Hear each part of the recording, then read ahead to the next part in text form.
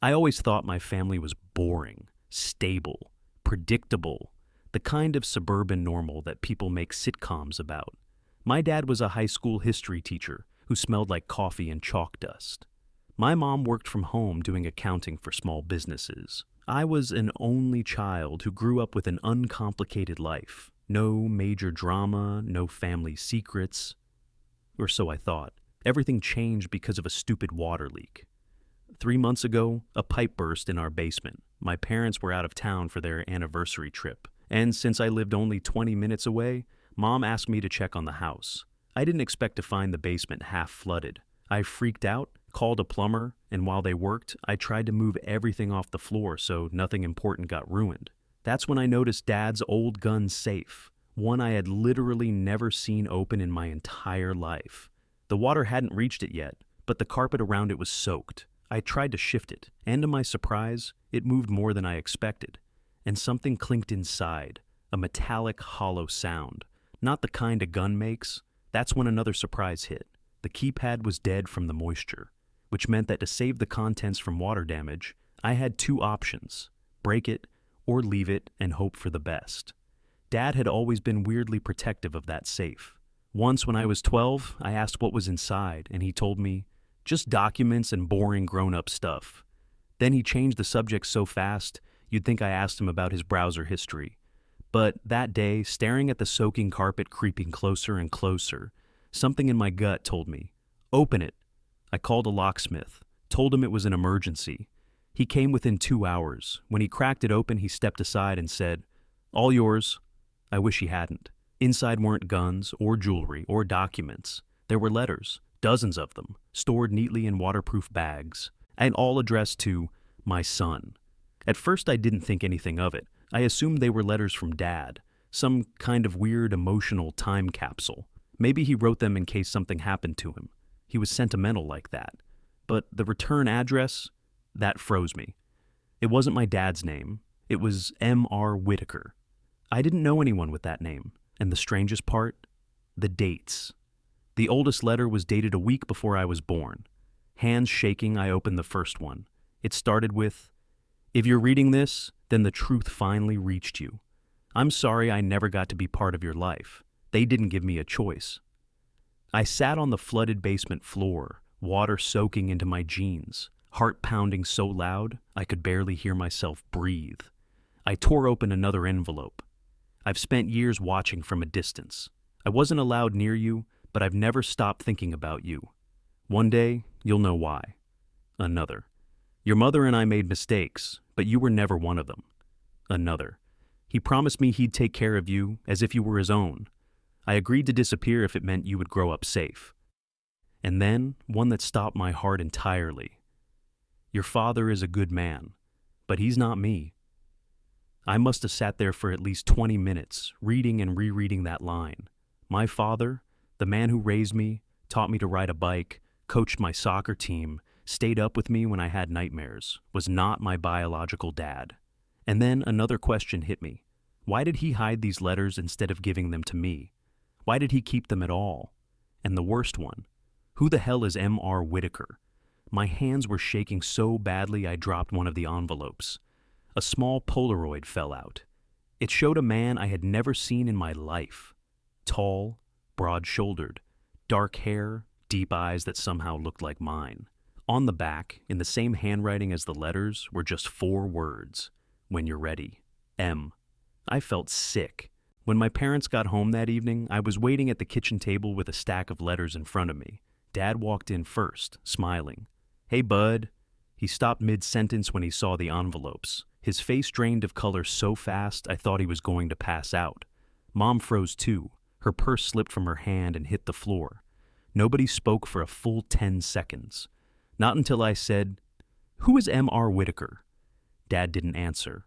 Mom didn't blink, and in that silence, heavier than anything, I understood one thing. They both already knew. My mom was the first to move. She reached for a chair but missed it and steadied herself on the counter instead. Dad just stood there, staring at the letters like they were radioactive. "Where did you get those?" he finally whispered. "The safe," I said. "The basement flooded. The keypad died. I had to open it." Dad closed his eyes. God. Mom covered her mouth with her hand, her shoulders trembling. I want an explanation, I said. I wasn't yelling, but my voice sounded tighter than I expected. Who is this man? Why does he call me his son? And why did you hide every letter he sent me for my entire life? Dad sank into a chair like someone cut the strings holding him up. He didn't look at me, not once. Mom finally sat next to him, but she couldn't meet my eyes either. I never wanted you to find out this way, Dad said quietly. That's not an answer. He rubbed his forehead. We were going to tell you one day.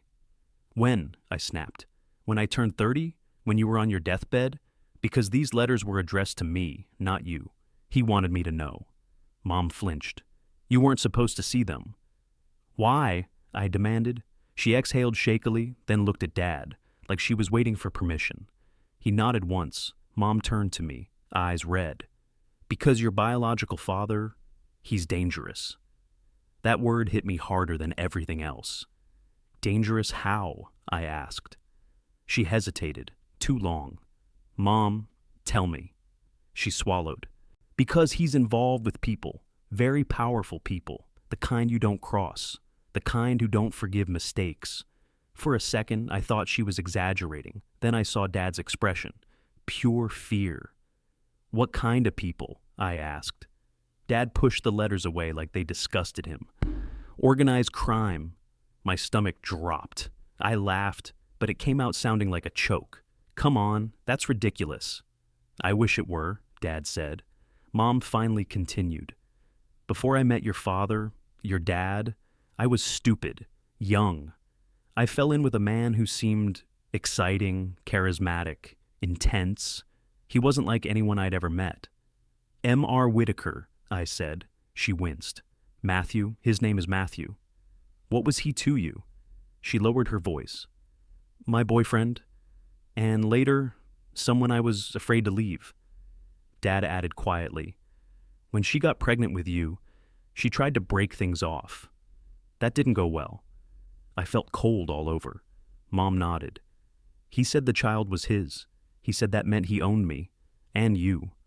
Every hair on my arm stood up. I was terrified, she whispered. So I ran. I disappeared. I changed everything about my life. I cut ties with everyone. And then you met me, Dad said, placing a hand gently on hers. She nodded. He was the first person who made me feel safe again.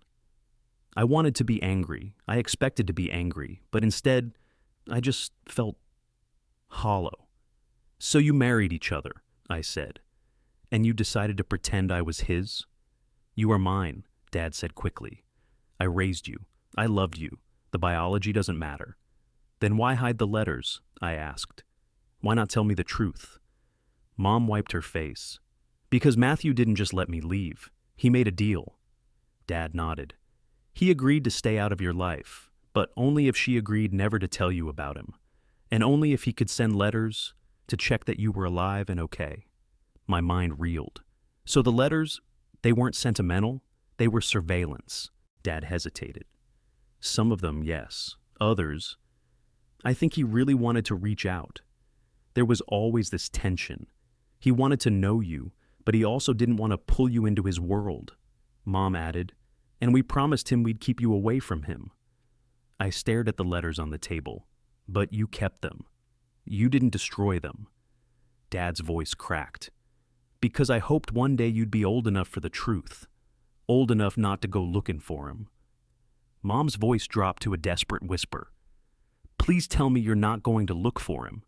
I didn't answer, because despite everything, a part of me, the part that kept staring at the Polaroid of the man with my eyes, was already curious, already wondering, already wanting to know.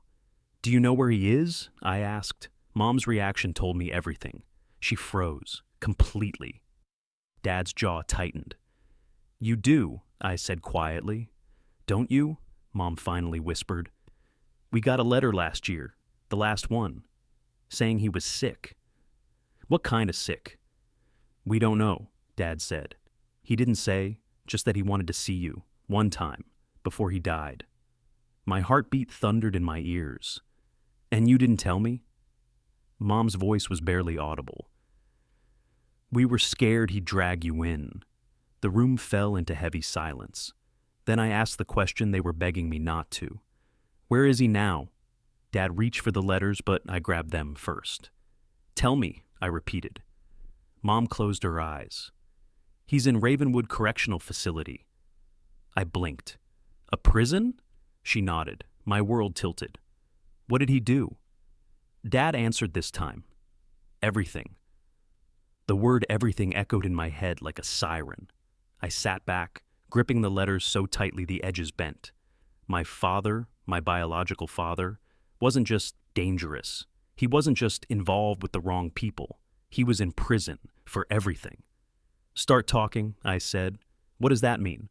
Dad exhaled slowly, rubbing his temples. Matthew Whitaker was involved in organized crime, money laundering, racketeering, extortion, the kind of things that get you on federal lists. Mom added, voice cracking. And when I got pregnant with you, he was rising through the ranks, becoming someone important, someone feared. I felt sick again. So you ran. I had to, she whispered. I didn't want you growing up in that world. Dad nodded. She came to me terrified, and I fell in love with both of you before I even met you. That should have comforted me. But my mind was miles away, back on the man in the Polaroid, back on the handwriting that filled those letters with emotion I couldn't understand. And he just let you go? I asked. No, Mom said, her voice cracked. He hunted me for months. He tracked down people I knew, called my parents, pounded on their door in the middle of the night. My blood went cold. What changed? I asked. You were born, she whispered, and something shifted in him. He didn't calm down, but he realized chasing me wasn't safe for you, or him, or anyone. Dad took over. He proposed a deal. He'd stay away forever, he'd let me raise you, he'd disappear, as long as she never told you the truth. Mom nodded. And as long as he could send letters and occasionally see you from afar. See me? I repeated. He watched me? She nodded again, ashamed. Never close, never without protection, but he wanted to know you were okay. I didn't know whether to feel violated or weirdly comforted. So he's been in my life, just not in it. Yes, Mom whispered. I leaned back, staring at the ceiling. The room felt too small, too hot, too overwhelming. And then a thought hit me, sharp and dangerous. What if I want to meet him? Mom gasped like I slapped her. Dad's eyes hardened instantly. No, he said, not a suggestion, an order. You don't get to tell me that, I snapped. You both lied to me for 24 years, Mom's voice shook. We lied to protect you. That's what everyone says before admitting they manipulated someone. That hit her harder than I expected. Dad squeezed her hand, glaring at me. I'm not letting you walk into a prison to meet a criminal who once claimed he owned you, Dad said. Absolutely not. But the more they pushed, the more the desire burned inside me, because I needed answers. Who was this man? Why did he let me go? And why, after decades, did he suddenly want to see me before he died? I took the letters upstairs to my old bedroom and locked the door. I spent the rest of the night reading every single one. There were over 40 letters. Some were short. Updates on his life, regrets, cryptic hints about keeping my distance to keep you clean. Others were longer, memories he kept of my mother, apologies that sounded genuine, stories about his childhood, things about him nobody else seemed to know. But there were also darker parts, lines like, there are things I've done that I can't take back, things I never wanted you to carry, and one day you'll know why I had to stay away. And the most unsettling, your mother thinks I'm a monster. Maybe she's right, but even monsters love their children.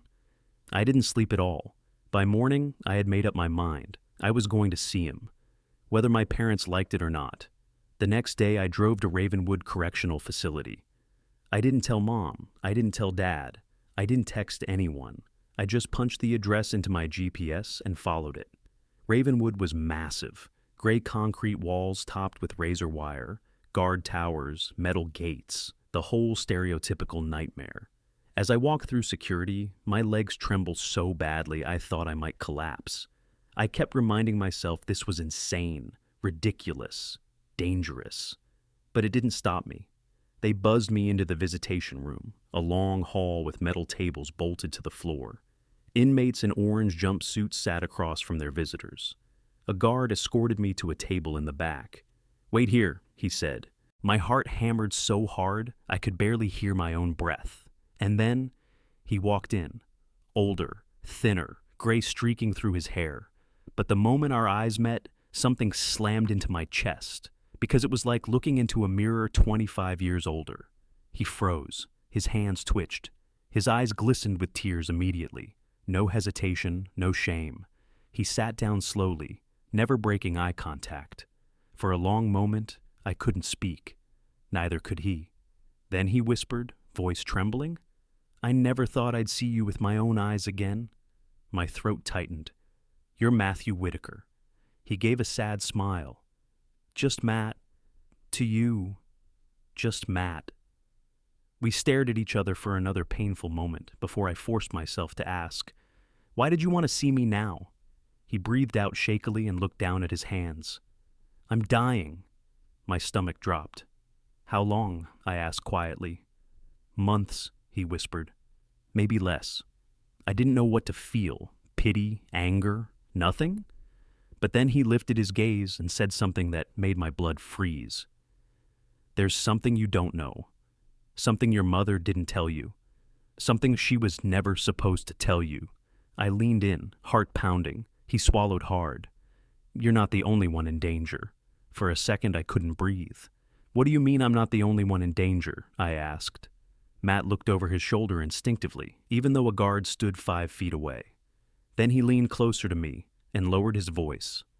"I need you to listen carefully. What I'm about to tell you, it's the reason I stayed away, the reason your mother ran, the reason I'm rotting in this place instead of buried in a field somewhere." I swallowed. "Then tell me." He took a shaky breath. "I didn't leave the organization willingly. I didn't go to prison because I was caught. I went because I made a deal." "What kind of deal?" "The kind where you sentence yourself," he said, "to save someone else." I felt my chest tighten. He was talking about me. I knew it. He nodded slowly, confirming my thought. "You weren't supposed to exist," he whispered. "Not in their world. And when your mother got pregnant, some people wanted the problem handled permanently." My blood went ice cold. "They wanted her dead?" I whispered. He nodded. "And you with her?" My stomach twisted. "Why?" I asked. "Because of you? Because I was your son?" "Because I was rising too fast," he said. "Because I had enemies. Because a child meant weakness, attachment. Something they could use. Something they could destroy." I felt like the room tilted. The hum of fluorescent lights seemed louder, sharper. "So I ran," he said. "Like she did. I hid her, helped her disappear. I kept you two alive long enough for her to find your dad." He smiled faintly, not warm, broken. "I picked a good man," he said, "a man better than me." I didn't know what to say to that. I stared at him, trying to reconcile this version of him with the monster my mother described, with the criminal in front of me, with the man who wrote 40 letters he never sent. "Why tell me this now?" I asked. "Why wait 20 years? He looked down at his hands, scarred, rough, shaking slightly. "Because I'm dying," he repeated. "And I can't protect you anymore." I frowned. "Protect me from what? The organization? You're gone, you're out, I'm nobody to them." He shook his head slowly, almost pityingly. "You really think they forgot you?" My heart stuttered. "What does that mean?" I asked. He leaned in even closer, voice barely above a whisper. "They know about you." Every muscle in my body tensed. "No," I said. "My parents said, I kept you off the radar for years," he interrupted. "Paid people, threatened others, burned bridges, got myself locked away to keep you out of sight." He paused. "But after I got sick last year, I couldn't keep the payments going, couldn't keep the favors alive, couldn't keep people quiet." A cold sweat broke out across my back. "So they know," he said. "And they're watching." My heart hammered. Watching me, or watching Mom and Dad too? All of you, he said, but mostly you. I stared at him, struggling to form words. Why me? He didn't blink, didn't falter, didn't sugarcoat anything. Because you're my son. The room seemed to freeze. Some men in that world, he said, they want you alive. He paused. Others want you dead. A shiver crawled up my spine. Why in the hell would they want me dead? I asked. Matt's jaw tightened. Because your existence means I broke the only rule they never forgive. He looked sick saying it. Love. Silence fell between us like a guillotine. After a moment, he straightened, wiping his face with his hands. For the first time, I noticed how exhausted he looked, how thin, how fragile. You need to listen to me carefully, he said. You need to take your mother and that man, your dad, and get as far away as you can. Change your names, leave the state, leave the country if you can. Are you serious? I asked. Dead serious. I shook my head. You're paranoid. You've been in here too long. You're imagining things. The look he gave me silenced me instantly. He wasn't imagining anything. You think those letters were sentimental? He asked. They were warnings. They were instructions. They were the only thing I could do without letting them see I cared. I swallowed hard. And now that the payment stopped, he said, they're asking questions, they're digging, and once they find out you came here. How would they find out? I interrupted. His jaw clenched. There's someone in this prison who has access to visitor logs. My blood froze solid. You're saying someone is watching who visits you? They're waiting to see if you show up, he said, to confirm you're real, that you're alive, that you're old enough to be used. Used how? But I already knew the answer. To leverage him, to control him, to punish him. To hurt you, he whispered, to hurt your mother, to hurt anyone they think matters to me. My stomach churned. So what do I do? I asked. He leaned forward, eyes burning with a desperate intensity that didn't belong to a dying man. You walk out of this prison, he said, and you pretend you never came here. You burn the letters. You go home, pack a bag, and leave. Do not go to work tomorrow. Do not tell your friends. Do not post anything online. Do not answer your phone if you don't recognize the number. He took a trembling breath. Because they'll come looking. My throat tightened. For me? He nodded. Starting tonight. Before I could respond, a guard approached. Time's up. Matt didn't break eye contact with me, not once. As the guard grabbed his arm, he said one last thing. Urgent, terrified, pleading. Run. The word run echoed in my skull long after the guard led him away. I stood there frozen, hands trembling, legs numb. The fluorescent lights buzzed overhead, the metal tables glinted dully. Inmates murmured in the background, but all of it felt distant, like I was underwater. I walked out of Ravenwood like a ghost, out the gates, across the parking lot, into my car. I sat there for almost 10 minutes, staring at the steering wheel, replaying his words. They're watching. They know you exist. They'll come looking. Tonight. It sounded insane, like a plot out of some crime show. But the way Matt said it, calm, serious, certain, made my stomach twist. He wasn't lying, or at least, he believed every word. I should have driven straight to the police station, or home, or anywhere that wasn't a prison parking lot. Instead, I pulled out the Polaroid of him, the one from the safe, and compared it to the man I had just seen. The eyes were the same, the grief was the same, the fear was real. I swallowed hard. Then I started the car. When I got home, Mom and Dad were waiting in the living room. They looked up at the sound of the door slamming, and the expressions on their faces told me everything. They knew. You went to see him, Mom said, voice barely above a whisper. Dad stood abruptly. Are you out of your mind? Do you have any idea what you've done? I threw the car keys on the table. How did you know I was gone to see him? We called you, Dad snapped. You ignored us. Then your mother logged into the GPS on your phone. Nice, I said coldly. More secrets, more control. Mom stood slowly, tears already building. Please tell me he didn't tell you. He told me everything, I interrupted. About the organization, about the threats, about people who still want to find me, about the deal he made. Dad went pale. He said that? He said a lot, I replied, but the part that stood out is that we're all in danger. Right now. Mom covered her mouth. No, no, no, no. Dad slammed his fist on the table so hard the wood cracked. He promised they wouldn't come near you. I stared at him. He also said the only reason they stayed away was because he paid people to keep them away, and now he's dying. A horrifying stillness filled the room. Dad whispered, "Oh God." Mom whispered, "We need to pack." I blinked. "So you believe him?" Dad didn't hesitate. "Your biological father might be a criminal, but he never lied to us. Not about this." Mom grabbed his arm. "If they know where he is, if they know he's dying, they'll assume you'll go see him." I swallowed.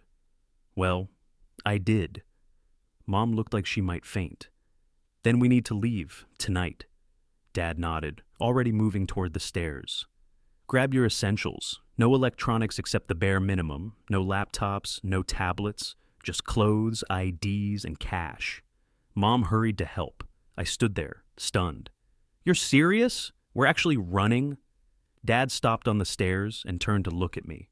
"Son," he said quietly, "you think I'm proud of this? You think I want to uproot our entire lives because of a man I swore to never let near you? But if Matt said run, then we run." Something crashed inside me, a mix of fear, disbelief, and anger. "All because of me," I whispered. Mom rushed down and grabbed my shoulders. "No, because of them. Because they don't let go. Because your existence is leverage." I felt dizzy. Dad said, "We have maybe a few hours before anyone realizes you visited him, maybe less." That's when I noticed the front curtain shift. A shadow passed over the window. I froze. "Did either of you invite someone over?" I whispered. Mom shook her head instantly. Dad moved toward the window carefully, quietly, and peeked through the blinds, his face drained of all color. "What is it?" I whispered. He swallowed hard. His voice barely came out. "There's a car parked across the street. Black, no plates." My heart dropped to my stomach. Mom grabbed my arm in a vice grip. Dad whispered, "They're here." Before I could respond, 3 knocks sounded on the door. Slow, heavy, deliberate. Dad motioned for silence. Mom clutched my hand so tightly her nails dug into my skin. Another set of knocks. Harder. My pulse thundered. Dad whispered, "Upstairs. Now." We quietly backed away from the foyer. Halfway up the stairs, bang! The door shook violently. Mom gasped. I nearly lost my balance. "Bang! Bang!" Dad whispered. "They're trying to break the lock." We ran, up the stairs, into the hallway. As we reached the top, the front door burst open downstairs. Mom screamed. Dad pushed us into their bedroom and locked the door. "Closet," he whispered. "Go! Now!" We climbed inside, hearts pounding, barely able to breathe. Dad whispered through the door, "Don't make a sound." Footsteps creaked across the wooden floor downstairs. Slow, unhurried. Whoever was inside wasn't worried about being caught. A voice drifted up from the living room, a man's voice, calm, smooth, cold. "Where's the boy?" Mom covered her mouth to stifle a sob. Dad pressed a finger to his lips. Another man answered from the hallway. "Check upstairs." Footsteps began climbing the stairs, deliberate, measured, certain. I had never felt fear like that. Not in my entire life, Dad whispered, shaking. "Don't move, don't breathe." But the footsteps were getting closer, 10 steps away. 5, 3. They stopped right outside the bedroom door, and then the doorknob turned.